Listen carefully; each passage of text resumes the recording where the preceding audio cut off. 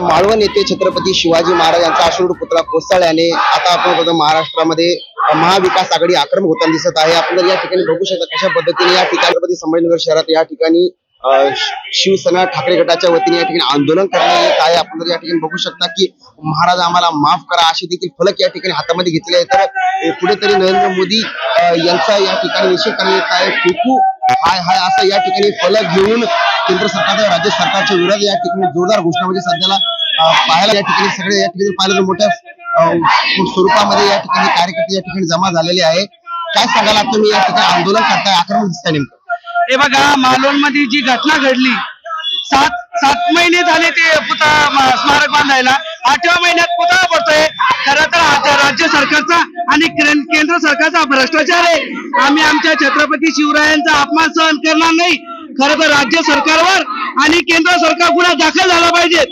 जर यांच्यावर गुन्हे दाखल झाले नाही आम्ही आमच्या शिवरायांसाठी सतत रस्त्यावर उतरू असं या ठिकाणी सांगितलं जात आहे। काय सांगाल तुम्ही केंद्र सरकार राज्य सरकारचा निषेध करताय या ठिकाणी काय भावना सध्या? पुतळ्याचं संरक्षण करण्याची आणि चांगला पुतळा बनवण्याची जबाबदारी ही केंद्र सरकार आणि राज्य सरकारची होती। सगळ्यात पहिले तर सगळे निकष डावलून हा पुतळा बसवण्यात आला होता मालवणचा। त्याचा टेंडर श्रीकांत शिंदेच्या मित्राला देण्यात आलं होतं।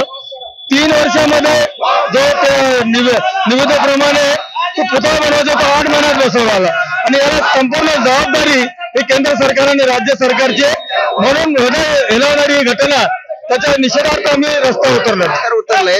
तर संबंधित कॉन्ट्रॅक्टरवरती कारवाई करा अशी मागणी होत आहे, मात्र फरार असं सांगितलं जात आहे। असं आहे की पुढारी याच्यामध्ये सामील असल्यामुळे जे भ्रष्टाचार होऊ शकतो आणि टक्केवारीचं राजकारण असल्यामुळं मंत्र्यांनी आणि मुख्यमंत्र्यांनी राजीनामा दिला पाहिजे की महाराष्ट्राचा आराध्य दैवत छत्रपती शिवाजी महाराज आहे आणि ह्या दैवताच्या सुद्धा टक्केवारी घेतलेली आहे म्हणून उत्कृष्ट दर्जाचं काम झाल्यामुळे हा पुतळा पाडला गेलेला आहे। सरकार याला पूर्णपणे जबाबदार आहे। सरकार जबाबदार सांगितलं जात आहे, पण या ठिकाणी आपण पाहिलं तर वेगळ्या पद्धतीने या ठिकाणी मजकूर या ठिकाणी लिहिण्यात आला आहे। विश्वगुरु केले ना तर मग राम मंदिर वगैरे अशा मजकूर या ठिकाणी आपण या ठिकाणी मजकूर बघू शकता की महाराष्ट्राची अस्मिता जगण्यासाठी केंद्र व राज्य सरकारच्या आंदोलन या ठिकाणी करण्यात येत आहे। काय सांगाल? आक्रमक दिसत आहे मात्र वारंवार मागणी करताय संबंधित कॉन्ट्रॅक्टर फरार आहे गेल्याचं सांगलं जात आहे। जे केंद्र सरकारचे हस्तक होता कॉन्ट्रॅक्टर आणि आर्किटेक्ट हा फरार यांच्या सांगण्यावरूनच फरार झाला असा माझा आरोप आहे। कारण त्याला तात्काळ त्याच दिवशी अटक केली असती तर तो फरार झाला नसता।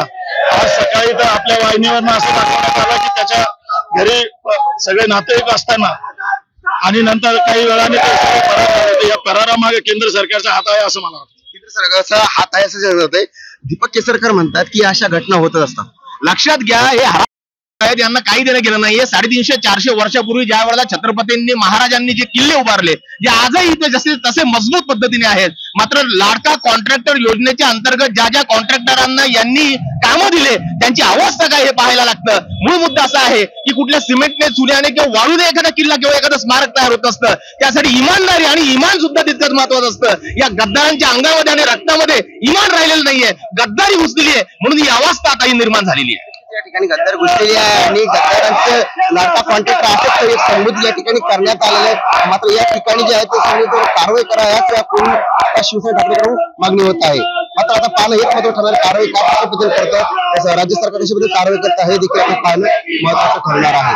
मी देव राजाळे, महाराष्ट्र, छत्रपती संभाजीनगर।